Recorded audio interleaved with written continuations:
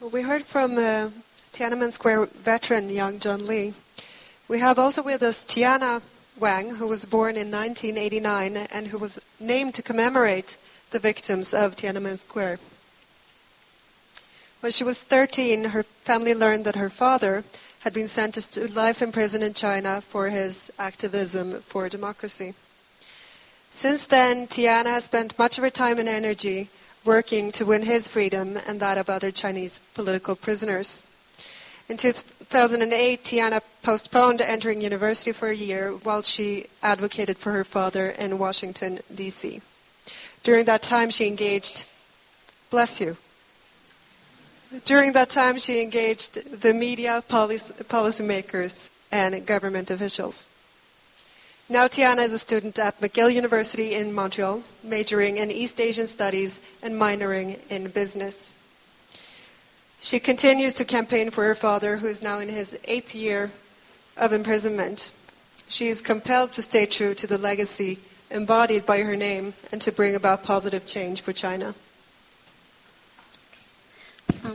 Good afternoon. Thank you for your kind and generous introduction. I'd first like to say that I'm truly honored to be here today. Unlike the other distinguished guests who spoke before me and who sit beside me, I have done nothing extraordinary to deserve a voice on this platform. And I'm truly humbled to be in their presence. I'm not an expert in international human rights or even Chinese human rights.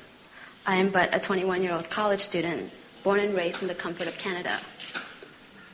But while I have never experienced imprisonment, torture, or been ill-treated, what I can do is tell you a story of how the fists of a government that crushed down on peaceful protesters at Tiananmen Square in 1989 and all calls for political reform since can reach across the Pacific and touch the lives of people like me. Let me start by telling you a little about my father, Wang Bingzhang. He was a Chinese medical student who came to Canada to do his PhD at McGill University, where I study now.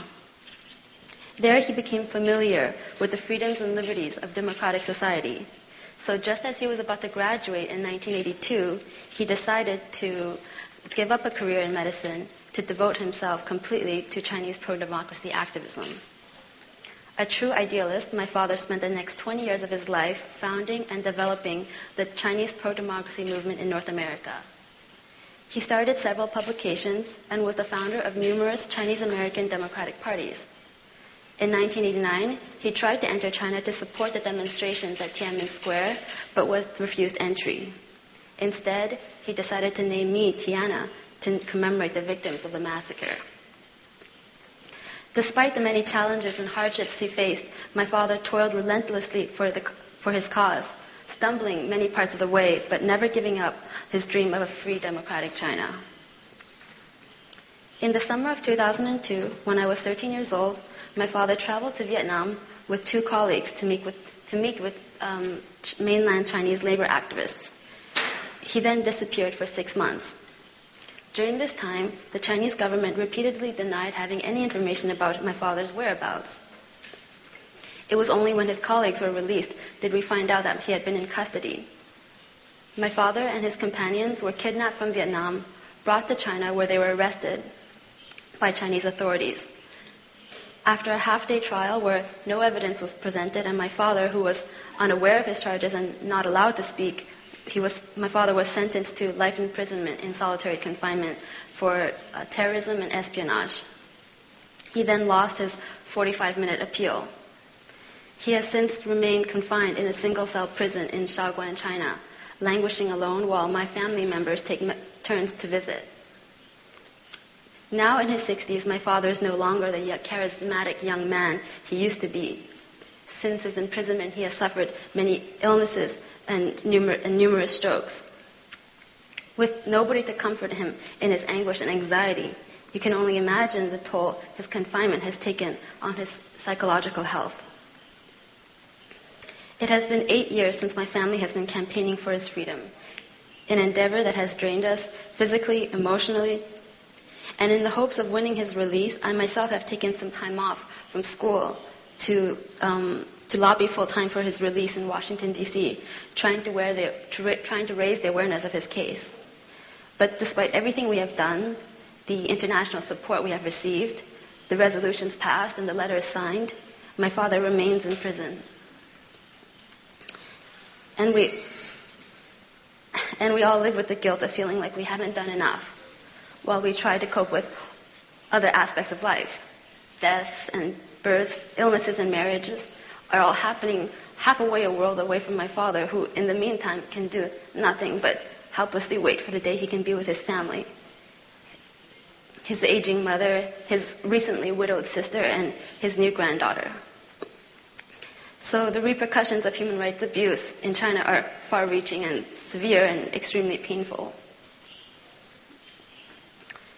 To be first kidnapped, arrested, detained, beaten, kept in solitary confinement, unfairly tried, silenced for his beliefs.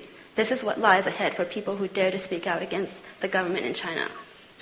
His plight paints a heartbreaking picture of the reality of human rights abuse in China. To be ignored, demoralized, intimidated, humiliated, and even punished, this is what it is to fight for human rights in China. We know that there are countless examples of similarly tragic cases, and I know all too well the pain and helplessness their families must be feeling.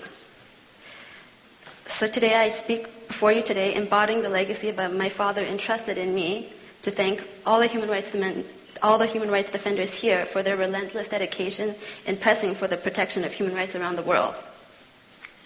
And I urge you to continue your fight by sending a message to your leaders and encouraging members of your community to uphold the principles of freedom and human rights by pressuring the Chinese government to release these prisoners.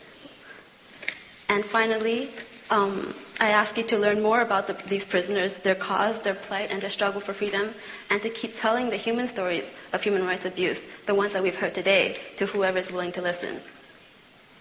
With your help, I can hope that, with your help and concern, helps safeguard the lives of people like my father.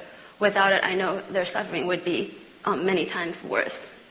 With your help, I can hope for the day that my father will return home. Thank you for listening and for giving me the chance to tell what it is to struggle for human rights in China.